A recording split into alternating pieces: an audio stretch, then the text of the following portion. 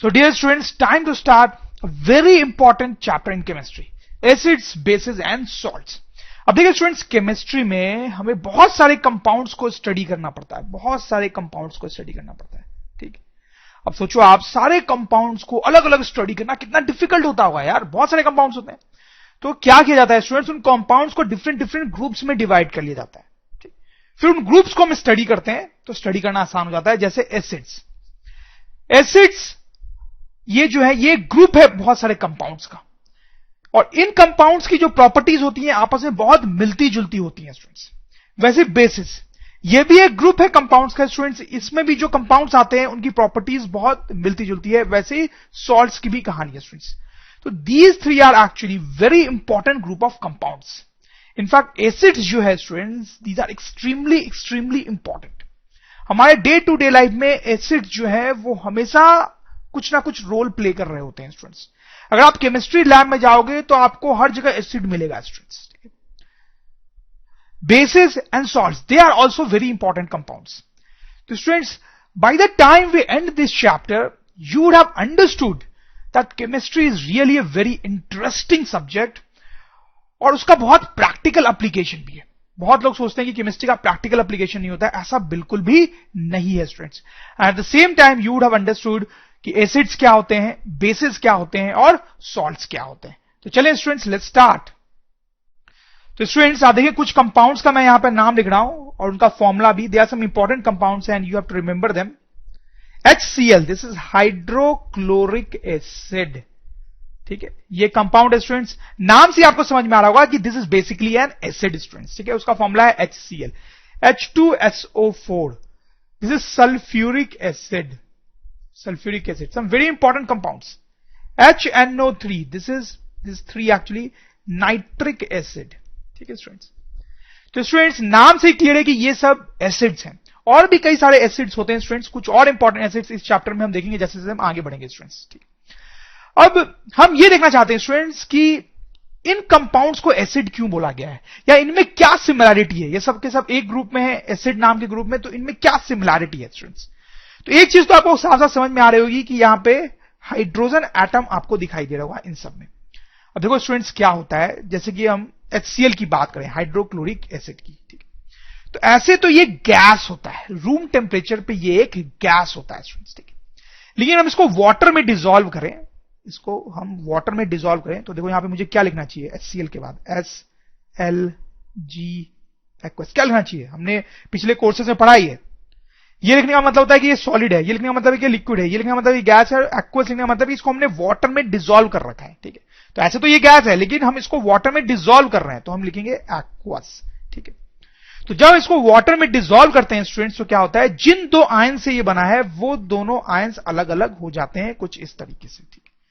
आपको पता होगा स्टूडेंट्स की जो हाइड्रोजन आयन होता है, हाइड्रोजन आयन, उस पर एक पॉजिटिव चार्ज होता है, क्लोरीन आयन पे एक नेगेटिव चार्ज होता है। तो यहां पे हाइड्रोजन आयन बन जाता है, हाइड्रोजन आयन स्टूडेंट्स, ठीक है। और ये जो प्रोसेस है ये तो आपको पता होगा कि इसको जनरली बोलते हैं कि आयोनाइज हो गया, HCl जो है वो आयोनाइज हो गया या डिसोशिएट हो गया, ओके स्टूडेंट्स। उसके बाद क्या होता है स्टूडेंट्स, ये जो हाइड्रोजन आयन है वो फिर से एक वाटर मॉलिक्यूल के साथ रिएक्ट करके एक दूसरा आयन बनाता है कुछ इस तरीके से। देखो ये वाटर मॉलिक्यूल था H2, ये जो हाइड्रोजन आयन है वो उसके साथ अटैच हो जाता है, तो H3+O बन जाता है। क्योंकि इस पे पॉजिटिव चार्ज है तो this is actually an ion, और इसका नाम होता है स्टूडेंट्स हाइड्रोनियम आयन, हाइड्रोनियम। ये जो हमने चीज देखी स्टूडेंट्स वो सिर्फ HCl के साथ नहीं, बाकी सारे एसिड्स के साथ होती है, और जिन चीजों के साथ नहीं होती है उनको हम एसिड्स नहीं बोलते हैं। तो कैसे कंपाउंड्स को एसिड्स बोलते हैं स्टूडेंट्स, आप इस एग्जांपल से समझो कि एसिड्स वैसे कंपाउंड्स हैं जिनको जब वाटर में डिसॉल्व करते हैं तो वो हाइड्रोजन आयन प्रोड्यूस करते हैं, वो हाइड्रोजन आयन प्रोड्यूस करते हैं, और वो जो हाइड्रोजन आयन है वाटर से मिलके वापस से हाइड्रोनियम आयन बनाता है स्टूडेंट्स, ठीक है। कई बार आप देखेंगे इस चैप्टर में कि हम सिर्फ इतना बोल देंगे कि जो एसिड है वो वाटर में डिसॉल्व होने पे हाइड्रोजन आयन बना देता है, सिर्फ इतना ही बोल के छोड़ देंगे, ठीक है। ये अंडरस्टूड होगा कि वो जो हाइड्रोजन आयन बन रहा है वो वाटर से वापस रिएक्ट करके हाइड्रोनियम आयन बना लेता है स्टूडेंट्स। बाकी के ये जो एसिड्स हैं वो भी ऐसा ही करते हैं स्टूडेंट। जैसे देखो ये नाइट्रिक एसिड के बारे में मैं आपको बताता हूं, उसके लिए अगर हम लिखें तो HNO3 एक्वस, जब उसको वाटर में डिसॉल्व करते हैं तो H+ बनाता है which is an hydrogen ion, plus NO3 minus.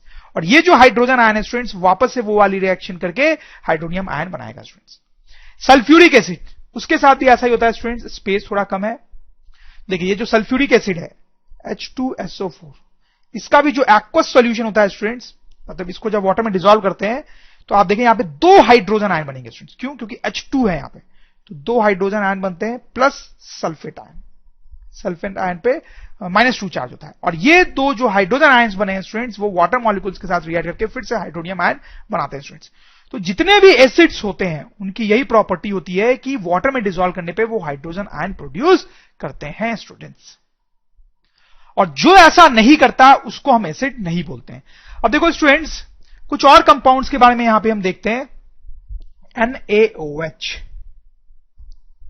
इसका नाम है student sodium hydroxide, sodium hydroxide. KOH, इसका नाम है potassium hydroxide. Students CaOH2, this is calcium hydroxide.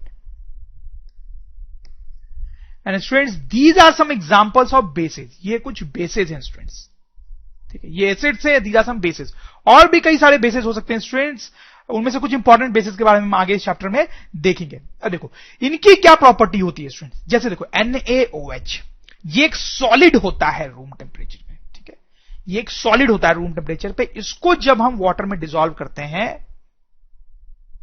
NaOH, इसको जब वाटर में डिसॉल्व करते हैं मतलब उसका एक्वस सॉल्यूशन बनाते हैं स्टूडेंट्स, तो क्या होता है कि इसमें 2 आयंस हैं, एक सोडियम आयन वो अलग हो जाता है और एक OH आयन जिसपे निगेटिव चार्ज होता है स्टूडेंट्स। ये इन 2 आयंस में आयोनाइज और डिसोशिएट हो जाता है। ये जो OH आयन है स्टूडेंट्स को बोलते हैं हाइड्रोक्साइड आयन, हाइड्रोक्साइड आयन। तो ऐसे जो कंपाउंड्स होते हैं स्टूडेंट्स जो वाटर में डिसॉल्व होने पे हाइड्रोक्साइड आयन दें उनको हम बेसिस बोलते हैं। जो हाइड्रोजन आयन दें उनको एसिड्स बोलते हैं, जो हाइड्रोक्साइड आयन दें उसको बेसिस बोलते हैं, ठीक है, बेस बोलते हैं, बेस। जैसे ये KOH है, इसके साथ भी होगा, इसका एक्वस सॉल्यूशन बनाएंगे तो K प्लस और OH माइनस हाइड्रोक्साइड आयन बनेगा। कैल्शियम हाइड्रोक्साइड, इसका एक्वस सॉल्यूशन बनाएंगे स्टूडेंट्स तो कैल्शियम प्लस 2 और यहां पे 2 हाइड्रोक्साइड आयन है तो 2 हाइड्रोक्साइड आयंस बनेंगे। तो स्टूडेंट आपको समझ में आएगा कि एसिड्स की क्या प्रॉपर्टी होती है मेन और बेसिस की क्या प्रॉपर्टी होती है। अब स्टूडेंट्स बारी है सॉल्ट्स की। सॉल्ट्स क्या होते हैं अभी थोड़ा सा हम देखेंगे, बाकी और डिटेल में इनको बाद में देखेंगे। सॉल्ट से कुछ एग्जांपल्स मैं यहां पे लिखता हूं स्टूडेंट्स, देखो NaCl, this is a compound is called sodium chloride, इसको बोलते हैं सोडियम क्लोराइड, ठीक है स्टूडेंट्स। ये कॉमन सॉल्ट है जो हम फूड में डालते हैं, खाते हैं। Copper sulphate CuSO4, this is copper sulphate. KNO3 potassium nitrate, potassium nitrate. ये सब सॉल्ट्स है स्टूडेंट्स, और भी बहुत सारे सॉल्ट्स होते हैं और कुछ इंपॉर्टेंट सॉल्ट्स का नाम हम देखेंगे आगे। देखो सॉल्ट्स कैसे कंपाउंड्स होते हैं स्टूडेंट्स, देखो अब ध्यान देना स्टूडेंट्स, HCl ये क्या है स्टूडेंट्स, एक एसिड है, ठीक है। अब देखो HCl से NaCl कैसे आएगा, आप ऐसा सोचो HCl से NaCl कैसे आएगा। अगर इस हाइड्रोजन को अगर हम सोडियम से रिप्लेस कर दें, हाइड्रोजन को सोडियम से रिप्लेस कर दें तो NaCl आ जाएगा, ठीक है स्टूडेंट्स। H2SO4 ये एक एसिड है स्टूडेंट्स, ठीक है। इससे कॉपर सल्फेट कैसे आ सकता है आप सोचो, अगर हाइड्रोजन को यहां पे कॉपर से रिप्लेस कर दें तो कॉपर सल्फेट आ सकता है। KNO3 HNO3 ये एक एसिड है स्टूडेंट्स, यहां पर H को अगर पोटाशियम से रिप्लेस कर दें तो KNO3 आ जाएगा स्टूडेंट्स। तो स्टूडेंट्स सॉल्ट्स ऐसे कंपाउंड्स होते हैं जिनको प्रोड्यूस किया जा सकता है by replacing hydrogen bye an element in an acid, मतलब कोई एसिड है उसमें हाइड्रोजन को हटा के अगर कोई मेटल वहां पे आ जाए तो जो कंपाउंड बनता है स्टूडेंट्स उसको हम सॉल्ट बोलते हैं। तो स्टूडेंट्स हम लिख भी सकते हैं कि salts are compounds obtained by replacement of hydrogen from acid by a metal. Salts are compounds obtain by replacement of hydrogen from acid by a metal, ठीक है। एसिड में जो हाइड्रोजन है उसको कोई मेटल रिप्लेस कर दे तो जो कंपाउंड बनता है स्टूडेंट उसको क्या बोलते हैं हम, सॉल्ट। तो स्टूडेंट्स आप देखिए हमने सॉल्ट देख लिया क्या होता है, बेस देख लिया क्या होता है, एसिड देख लिया क्या होता है। एसिड और बेस की डिफिनेशन भी हम लिख सकते हैं। तो आप देखें, acids are compounds which give hydrogen ion in water solution, जैसा हमने देखा, and bases are compounds which give hydroxide ion in water solution. अब देखिए स्टूडेंट्स, कुछ एसिड्स और बेसिस बहुत स्ट्रांग होते हैं और कुछ एसिड्स और बेसिस बहुत वीक होते हैं। अब ये क्या कॉन्सेप्ट है स्टूडेंट्स स्ट्रांग और वीक होने का, that is what we want to see. अब देखिए अब स्टूडेंट्स मैंने यहां पे बहुत सारे एसिड्स के नाम लिखे हैं, इनमें से कुछ आप पहले देख चुके हो और कुछ आपके लिए नए होंगे।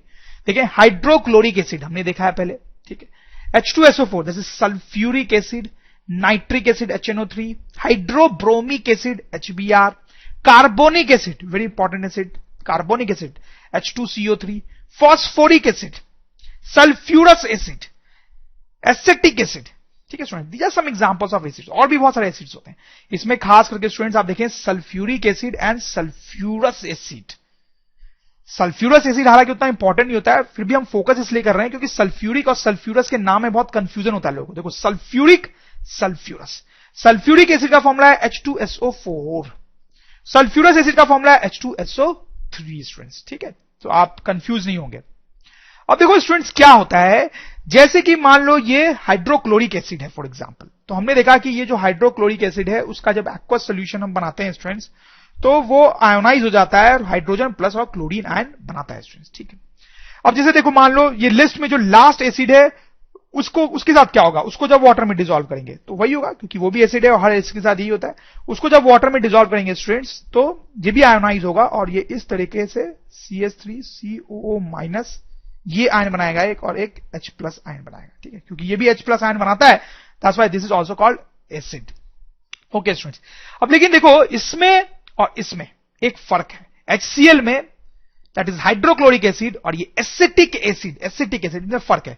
क्या फर्क है आप देखो स्टूडेंट्स, HCl के केस में क्या होता है कि जितने भी मॉलिक्यूल्स होते हैं HCl के, वाटर में जितने भी मॉलिक्यूल्स हमने डाले हैं HCl के सब आयोनाइज और डिसोशिएट हो जाएंगे हाइड्रोजन आयन देने के लिए सब के सब, ठीक है। सपोज करो वाटर में 1000 मॉलिक्यूल्स हैं HCl के, तो वो सारे के सारे 1000 मॉलिक्यूल्स जो हैं वो डिसोशिएट हो जाएंगे हाइड्रोजन आयन देने के लिए स्टूडेंट्स, ठीक है। इस केस में स्टूडेंट्स एसिटिक एसिड के केस में ऐसा नहीं होगा, इसमें सारे के सारे मॉलिक्यूल्स इस तरह से डिसोशिएट नहीं होंगे। मान लो 1000 मॉलिक्यूल्स हैं अगर वाटर में एसिटिक एसिड के, तो उसमें से कुछ मॉलिक्यूल्स आयोनाइज होंगे हाइड्रोजन आयन देने के लिए और कुछ आयोनाइज नहीं होंगे, बहुत सारे नहीं भी होंगे, बहुत सारे होंगे भी, ठीक है। तो स्टूडेंट आप समझ गए होंगे कि स्ट्रॉन्ग और वीक एसिड का क्या मतलब होता होगा। ये जो है वो एक स्ट्रॉन्ग एसिड कहलाएगा। स्ट्रॉन्ग एसिड एक ऐसा एसिड होता है जिसको वाटर में डिसॉल्व करने पे उसके सारे या ज्यादातर मॉलिक्यूल्स आयोनाइज होकर हाइड्रोजन आयन दें।